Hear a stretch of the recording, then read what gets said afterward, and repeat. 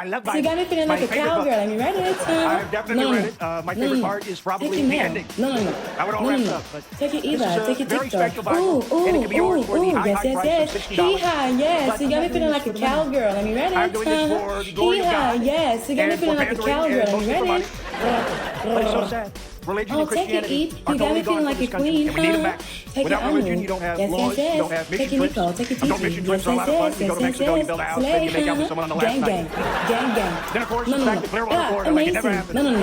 Yes, you got me feeling like a cowgirl. I mean, read it. It comes with everything you like from the Bible, like the story of Easter, which primarily concerns Jesus, not so much the bunny. I can't wait for the bunny to show up. Oh, thank you, baby. This is so cute. Now, my Bible also includes some beautiful illustrations, like Moses swimming down the river in Damascus, and baby, I love you. Here's Trump in the basket. Right behind Moses, about to pass on the left. And here I am in the Garden of Eden with my actual body.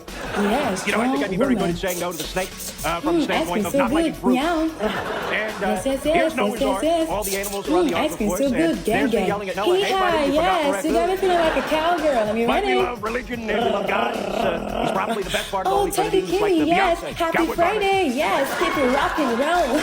God's the Beyonce, Jesus is the Kelly Rowland, and Holy Ghost will probably be the Black Michelle Williams, who's very important to a great number of people, almost as important as the White Michelle Williams is to white people.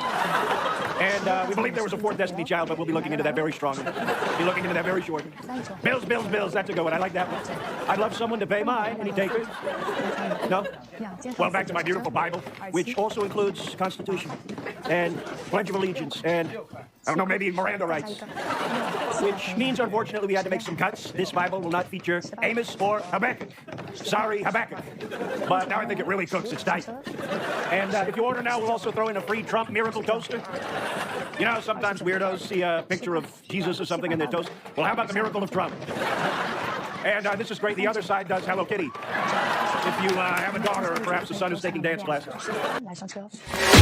Turn it out and bring it over the top, right? Is that the message? Feedback to the office with? God bless you, Mr. Chairman. Thank you very much.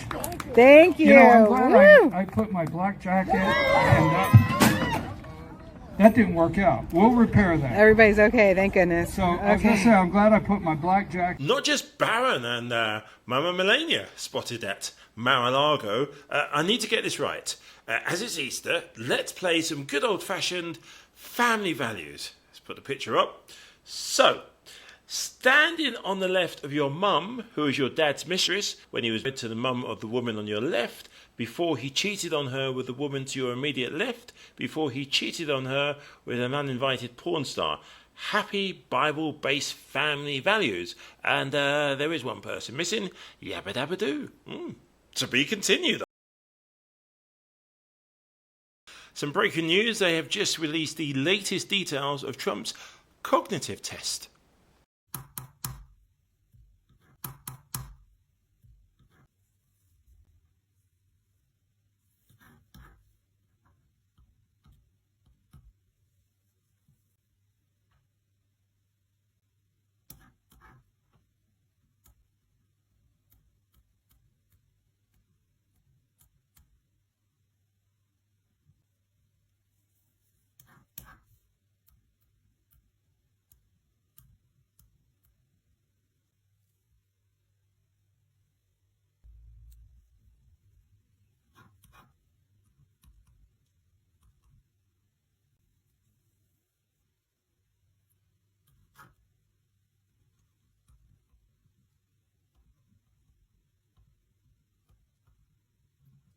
Join us again next time for more cognitive results from Diaper Don.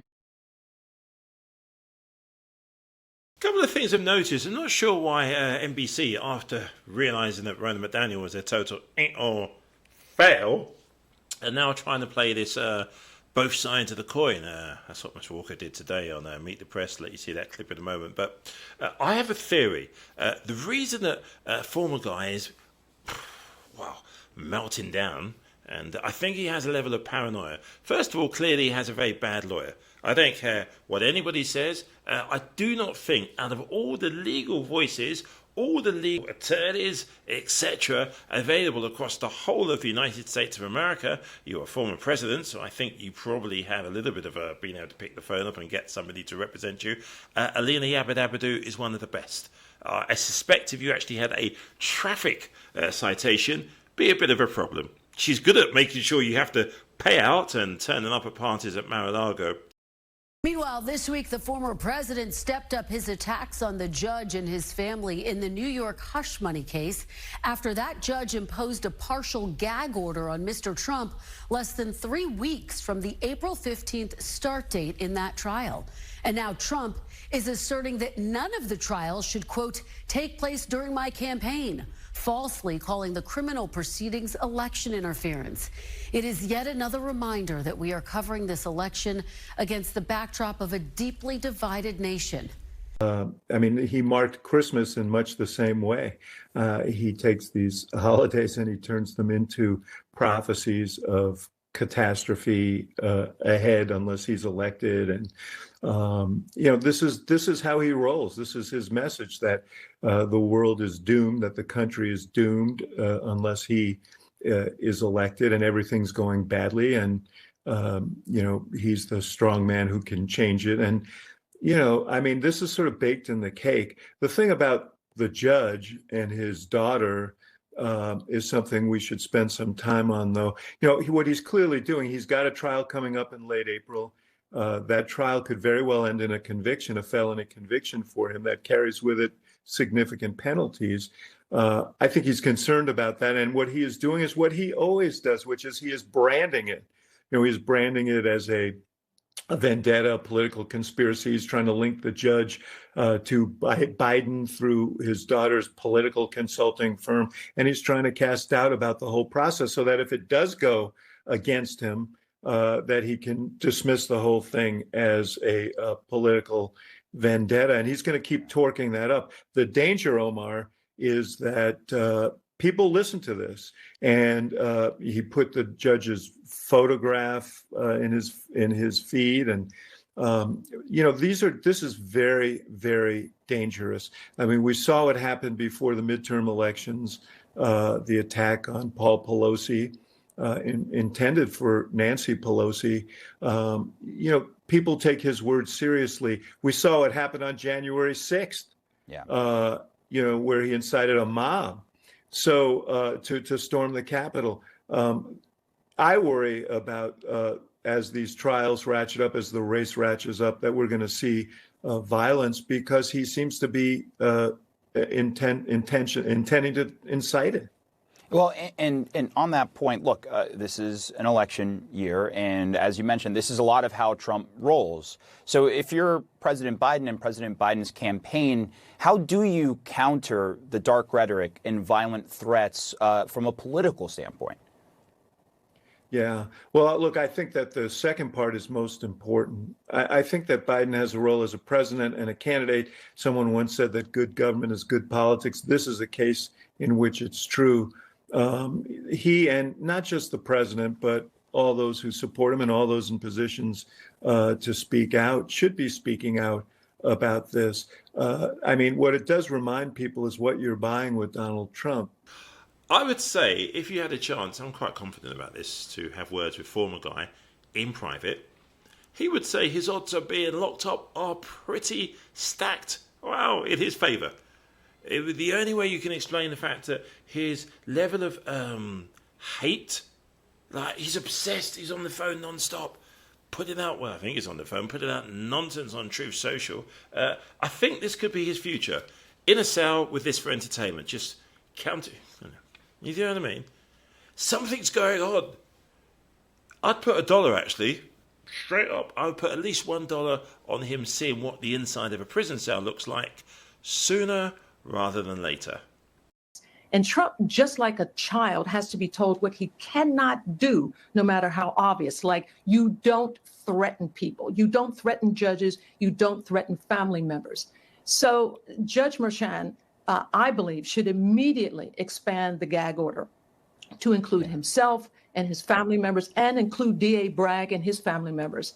I tell you, I fail to understand why judges do not include themselves and their family members in these gag orders. They haven't done so. Their lives and the lives of their families have been subjected to death threats, all because of Donald Trump's words. And that kind of speech is not protected by the First Amendment.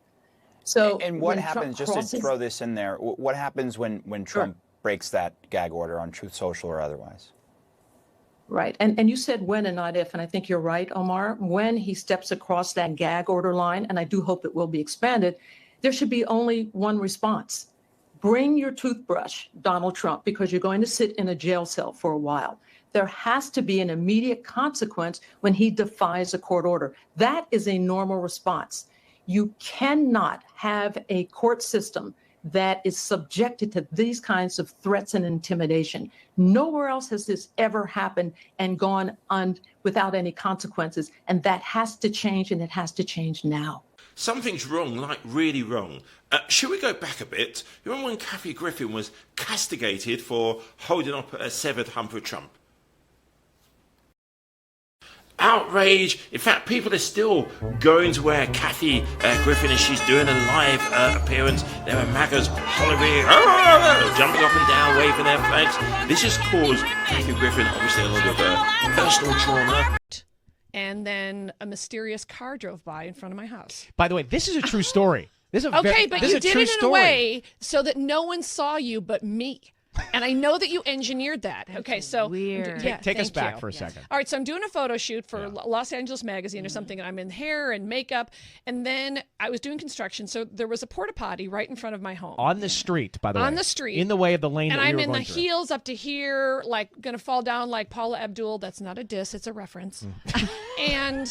And sure enough, like the photographer, and they're all on the other side of the street. And then this car just slowly pulls up, and I'm thinking, oh boy, here comes a fan who's going to want a picture with me. You know, it's my life as a celebrity. And then the tinted window slowly rolls down, and it's Ryan. And he sees me in a beautiful outfit stepping into a porta potty. Not my best moment. And then I look at him, and I thought, I know he's planned this for years. I know he's trying to get me. And then he took a picture with his phone, and then said, you know, how are you or whatever. And it was like a really backwards, weird James Bond villain moment. Yeah, I agree. And then the window went up, and like I was just speechless, pointing, like Children of the Corn pointing, and no one believed me. And I was standing there in heels, and I believe I was in a tutu. You were, and you in came a out of the porta potty. Going, That's true. true. It was right. It's true. He's trying to kill me. Oh, here's another thing that happened. All right, so I was only on the Ellen DeGeneres show one time because she's not a big fan, and I know you guys are friends. We are. So I'm about to do Ellen, and I really love and admire her, and I'm about to go on, and I don't want to screw up. And as I go on, the stage manager, whoever, actually says to me, whatever you do, don't make fun of Ryan Seacrest. Ellen loves him. Okay, never, after doing a million talk shows, after Letterman and Kimmel and Today's Show, never once have I walked out and been warned to not bring up anything, much less you, and it's not even your show. You know, now I can kind of see your point of view on this. I Yeah. understand. This is not a conspiracy. You should know that I have nothing against you. You're here to promote your product, and frankly, you are no longer... Listen, I've known Kathy Griffin for a long time. I'm sure she'll be attacking my hair and lots of other crap today, but that's okay. Ladies and gentlemen, Kathy Griffin. Come on up, Kathy. Come, baby. You look great. Mwah! Have a good time. Great intro. Donald Trump, everybody. Something which, wow, in today's world would probably be if Trump, well, never mind if Trump did it, he has done it.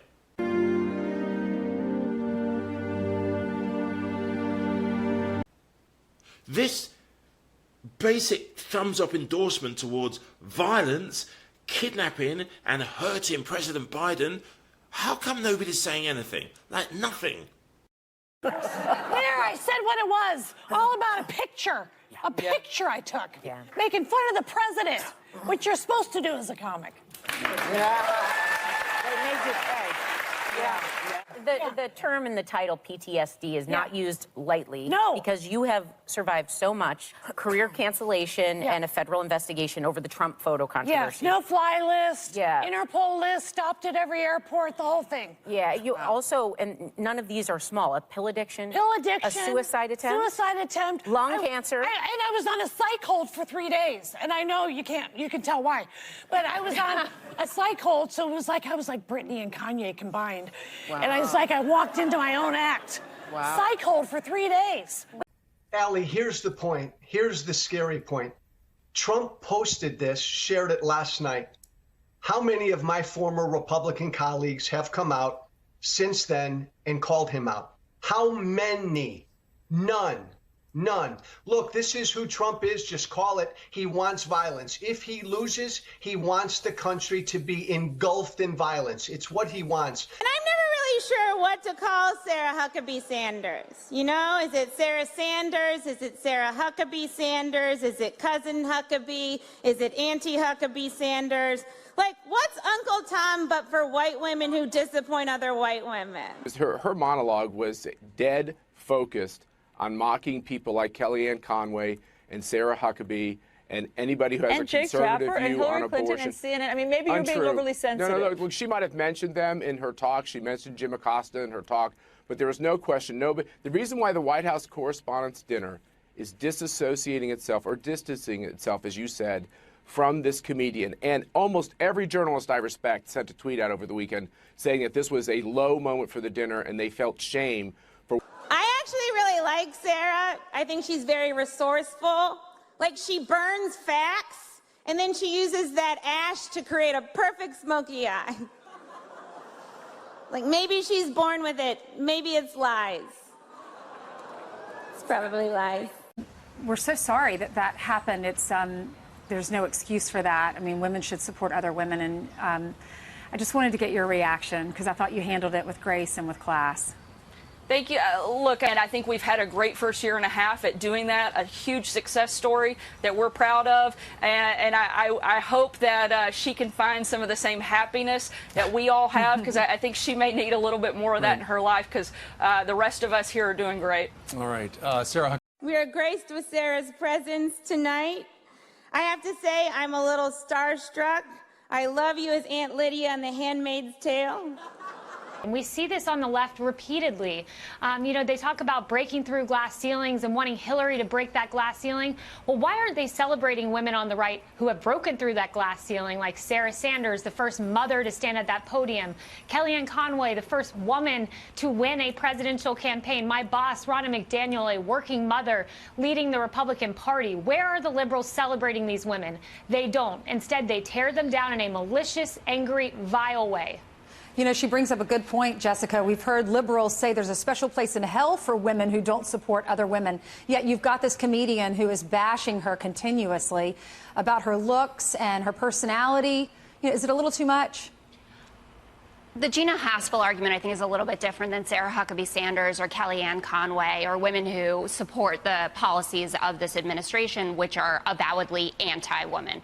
As far as what Madeleine Albright has to say about a special place in hell for women who don't help other women, that's a distortion of her general message and how she used it on the campaign trail for Hillary, where she was talking about the most qualified candidate to be in 1600 Pennsylvania Avenue. That wasn't about voting for Hillary because she's a woman. The truth of the matter is that Sarah Huckabee Sanders, Kellyanne Conway, Kaylee's boss all support policies that hurt women. They don't want to raise the federal minimum wage. 2/3 of people on the minimum wage are women. Rolling back Title X funding, not giving you access to quality, affordable health care. This administration doesn't want to give women choices and control over their own body, and that's why it's okay to attack these women. Every time Sarah steps up to the podium, I get excited because I'm not really sure what we're going to get.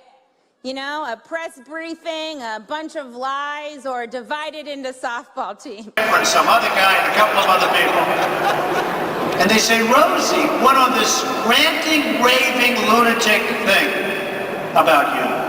She said your hair is shitty. Not wrong about that. But it is my hair. And she attacked me because I gave Tara Conner, who was the Miss USA, everyone thought I'd fire her, And I saw how beautiful she was. I said, how the hell can I fire her? Of course, Rosie said that. But everybody thought I was going to fire her, and I gave her a second chance. She has a drug problem. She has an alcohol problem. And I gave her a second chance. I didn't think it was such a big deal, but it was a big story. I mean, here's a girl who would have been ruined if I didn't. She would have been thrown out the first time in the history of the Miss USA contest since 1952. She would have been thrown out like a dog, attacking me. Now, I had a choice. I could have attacked back, or I could have let it pass. And I chose to go the first one. Because I got calls from Entertainment Tonight and Inside Edition and all of these people, and they're calling and they're saying, do you have a response? Now, if I didn't have a response, in all fairness, it probably would have been a smaller, very small story, it would have passed. But I did have a response. I called her a pig, a degenerate. I said that her wife is a lovely person, which she is. She's married to a lovely person, who she calls her wife, and that's fine. That's your deal.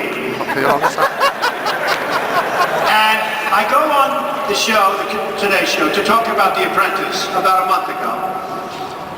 And I have Meredith Vieira asking me questions.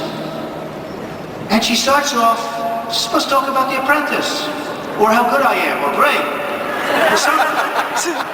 And she starts off by saying, Donald, why did you attack Rosie? So I start off with that. And then she said, is it true that you said she was crude? I said, no, I never said that. It's not strong enough. I said she's a total degenerate. And then she asked me another question. Is it true that you called her a fat pig? I said, no, I called her a pig. I didn't say she was fat, because that's politically incorrect. But come to think of it, Meredith, is she fat? Oh, I want to know an answer that you can. I said, Meredith, I want to know, is she fat? And she goes, oh, I don't think I should answer that. I said, well, assuming I did call her a fat pig, do you think I'd be wrong? I didn't. But do you think I'd be wrong? And she goes, let's get off the subject. Because these people really have no balls. I mean, I love Meredith, she's very nice, but they don't have them. And then her third point is this. Donald, why do you always talk about Rosie? I said, because you asked me questions. It was the dumbest interview I think I've ever had in my life. I feel like a moron, Here I am, I graduated from Wharton, and I'm calling people fat pigs. But it was very interesting, because that, slob, Rosie, goes on a red carpet the other day. And they asked her a question about Donald Trump. Tell me about Donald Trump, we want to ask him. I don't want to talk about him. You know why? Because I hit that big pig.